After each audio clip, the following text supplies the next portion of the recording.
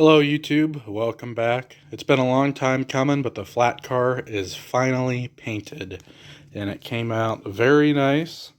There are a couple of bugs I could pick at, but I believe the color is spot on, and after a handful of color samples I got what I wanted and painted the car.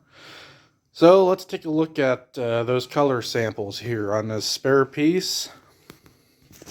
We tried some of Modeler's DP airbrush paint. They shipped very fast. They've got a good selection of colors. I'd order again from that company. I'm happy from them. Have the red oxide, boxcar red, which is pretty much a brown. That would be a perfect color for Great Northern. And then we also have a sample of Scale Coat PRR Freight Car Red. Now, of course, that is a color that I ended up going with, and it took me longer than I'd like to admit to find that. And here is that Scale Coat paint jar right there that can be brushed on or thinned and airbrushed. So I didn't say this earlier, but I'm sure the question will come up, why did I choose to use Scale Coat paint? After it is a model paint, typically used for N scale, HO scale, or any of the other more common scales or smaller scales in this 1/8 equipment. Well, a gentleman once told me that these trains do not have rubber tires, so why do you need to use automotive paint? And I thought about that for a while, and I was like, okay, this is a pretty good point. Of course, you want to use a good quality paint, and most scale paints are a very good quality paint, which happens to be the case with Scale Coat. Now, when you're painting these, something you want to watch out for is that your paint is not so thick. Let's get this to focus.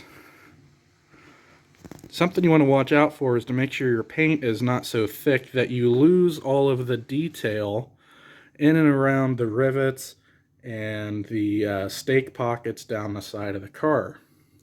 Now with Scale Coat paint, it goes on very thin, so that level of detail was maintained. The finish seems very durable. It's been a few days now of curing, and I'm sure in another week it'll be even better. The color, in my opinion, seems spot on. It's exactly what I wanted, and I am very happy with it. For primer, I use this SEM self-etching primer, green, number 39693. Great primer, didn't give me any troubles. It goes on very thin, and same with the Scale Coat paint. Now, Scale Coat, you can buy their paint in 1 ounce or 2 ounce little jars like what's on the right, or they also sell it in these 6-ounce spray cans. I got a handful of these spray cans. I used about 3 of them to do the entire car. That is 3 6-ounce spray cans. If your project is bigger than that, they also sell their paint in quarts. You can go to Minuteman scale models and order their paint by the quart or gallon. Now with that, I actually got the paint from Walthers. I had originally placed an order from Minuteman scale models probably mid-February. It is currently March 22nd, and I have been unable to get in contact with Minuteman scale models about the order or when it is shipping, although I was advised that they were having trouble getting materials to mix paint.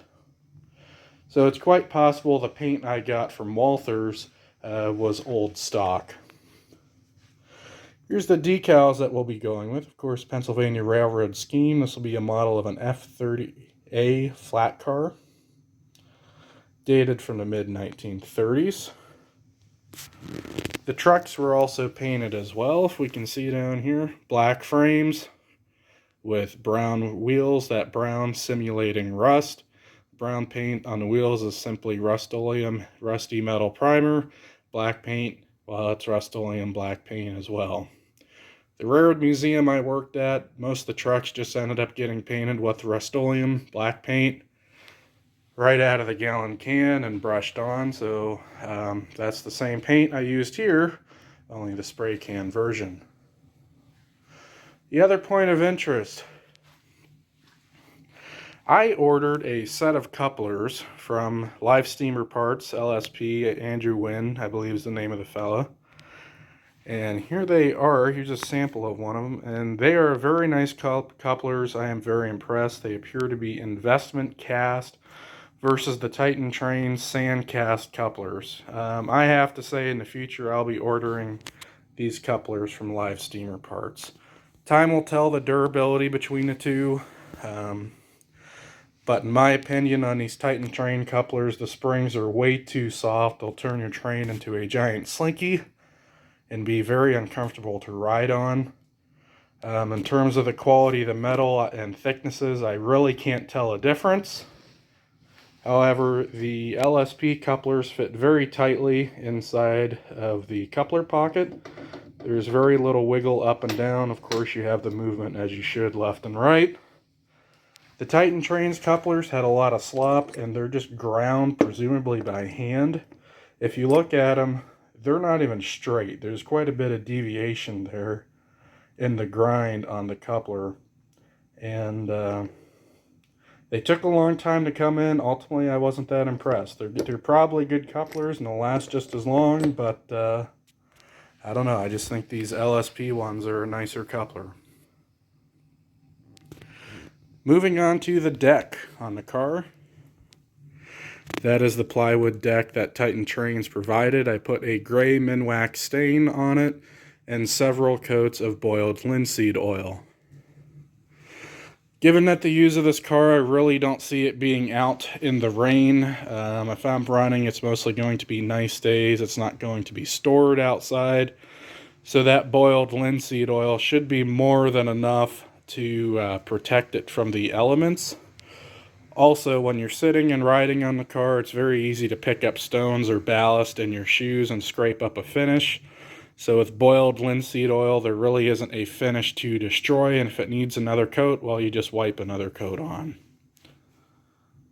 So I think that'll do it for this video. In the next installment, we'll be working on decals. Those have been ordered from Miracle Graphics, Connie Miracle out of Georgia. So hopefully we'll have those decals here and we'll do a video of putting those on. Thanks for watching. Have a great day.